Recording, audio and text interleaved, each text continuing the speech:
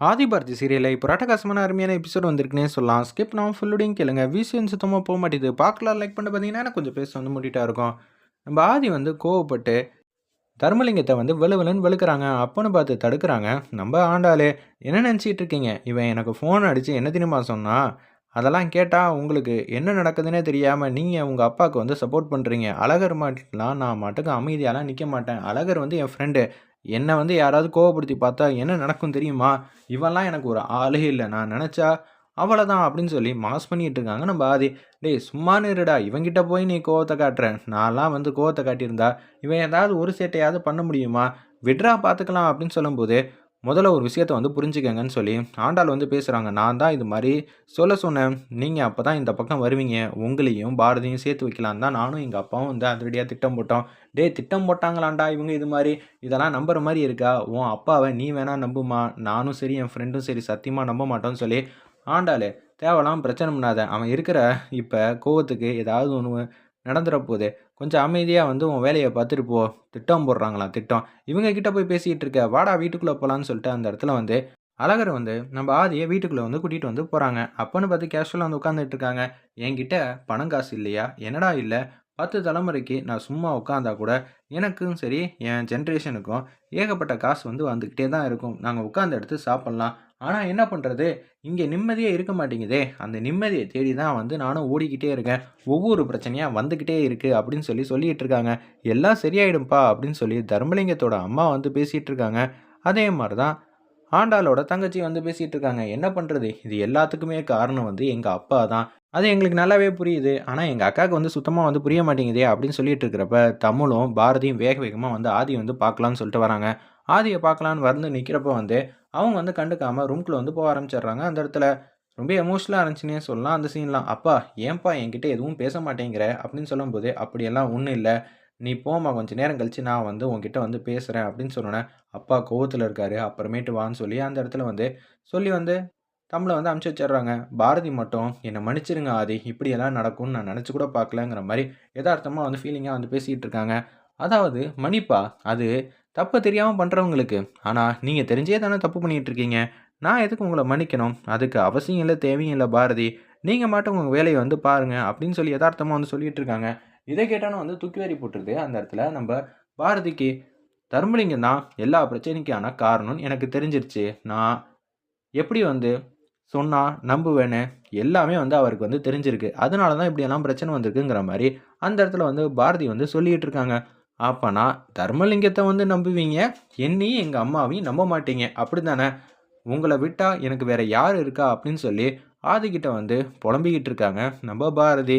"இந்த ஒரு வாரம் நீங்க இல்லாதப்ப தான் நான் எப்படிப்பட்ட வாழ்க்கையில வந்து இருக்கேன்னு எனக்கே வந்து தெரிஞ்சுச்சு.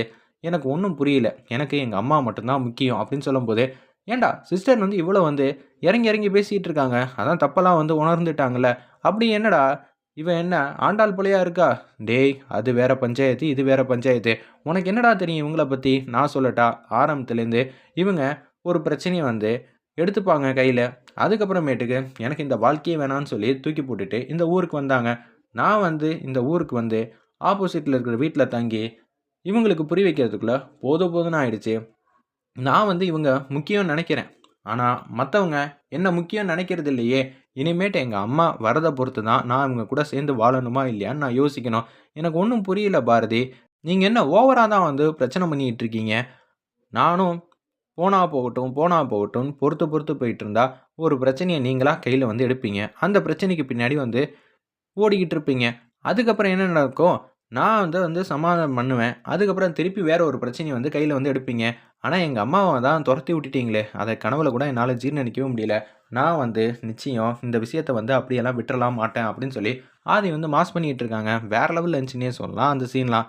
ஒரு பக்கம் இந்த விஷயத்த எல்லாத்தையும் வந்து தெரியறதுனால, அவங்களுக்கே வந்து என்ன பண்ணணும், ஏது பண்ணணும்னு தெரியல. நம்ம பாரதிக்கு "மன்னிச்சிருங்க. நீங்க தான் என்னோட உலகமே.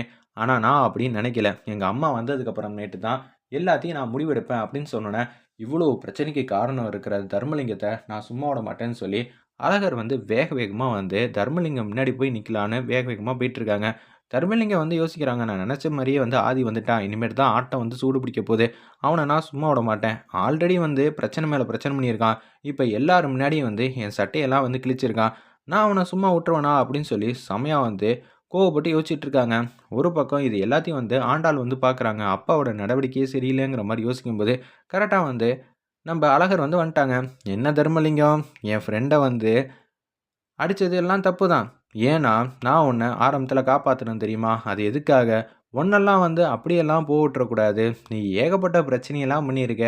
மொதல்ல உன் பொண்ணுக்கு புரிய வைக்கணும்னு தான் நான் வந்து யோசிச்சேன். ஆனா, அது சத்தியமா வந்து நடக்காது. உன்னெல்லாம் வந்து நல்லபடியா பார்த்துக்கணும். இன்னைக்கு நடந்த மாரியே டெய்லி நான் உன்ன நல்ல விதமா வந்து பார்த்துக்கலான்னு முடிவு பண்ணிட்டேன்னு சொல்லி, அழகர் வந்து பேசினோனே, "டேய்! உனக்கு இந்த இடத்துக்கும் சம்மந்தமே இல்ல. மரியாதையா போ" அப்படின்னு சொல்லி ஆண்டாள வந்து அழகர தொரத்தலான்ட்டு இருக்காங்க. "ஏய்! நான் என்ன வீட்டு சாப்பாடு சாப்பிட வந்திருக்கேனா? இல்ல விருந்துக்கு வந்திருக்கேனா? சொல்லிட்டு தானே போப்போறேன். இன்னொரு வாட்டி ஏதாவது பிரச்சனை வந்துச்சு, அது பண்ணது அழகரா தான் இருக்கும். சரியா? பார்த்து நடந்துக்க. இனிமேட்டு தான் என்னோட ஆட்டத்தையும், என் நண்பனோட ஆட்டத்தையும் நீ வந்து பார்க்க போற" அப்படின்னு சொல்லிட்டு அவங்க பாட்டுக்கு கோச்சிட்டு போறாங்க. லேப்டாப் வந்து வச்சுக்கிட்டு அப்படியே வந்து கேஷுவலா வந்து வேலை பார்த்துக்கிட்டு இருக்காங்க. தமிழ் வந்து "நீ போய் அப்பா பக்கத்துல உட்காந்து அப்பாவோட மனச வந்து மாத்துங்கிற" மாரி சொல்றாங்க அந்த இடத்துல.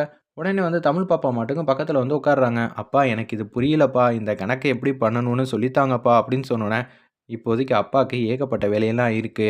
நீ அப்புறமேட்டு வாம்மா" அப்படின்னு சொல்லி எல்லாத்தையும் வந்து வேண்டாம் வேணாங்கிற மாரி சொல்றாங்க. தமிழையும் வந்து "நீ இங்கேருந்து போ. நான் உன்ன பார்க்க பிடிக்கலங்கிற" மாரி சொல்லாம சொல்லிட்டு இருக்காங்க. "என்கிட்ட கூட நீங்க பேச மாட்டீங்களா?" அப்படின்னு சொன்னோனே வந்து, "அப்படியெல்லாம் ஒண்ணும் இல்ல. அப்பாவுக்கு வேலை இருக்கு. அதனால தான் உன்கிட்ட இப்ப என்னால பேச முடியலன்னு" சொல்லி லேப்டாப்ப வந்து தொறந்து வச்சு வேலை பார்க்குற மாரி நடிக்கிறாங்க. பாரதி இதெல்லாம் பார்த்து வந்து கவலைப்பட்டுட்டு இருக்காங்க. என் மேல தான் எல்லாமே தப்பு. ஆனா தமிழ் பாப்பா என்ன பண்ணான்னு தெரியலையே அப்படின்னு சொல்லி யோசிச்சுட்டு இருக்காங்க. "அப்பா தயவு செஞ்சு என்கிட்ட பேசுங்கப்பான்னு" சொல்லி தமிழ் பாப்பா வந்து ஆதி கைய பிடிச்சு இழுக்குறாங்க. "அதெல்லாம் ஒண்ணும் வேணாம். நீ போன்னு" சொல்லி அந்த கைய வந்து எடுக்கிற மாரி காட்டி ரொம்ப எமோஷனலா வந்து முடிச்சிருந்தாங்கன்னே சொல்லலாம்.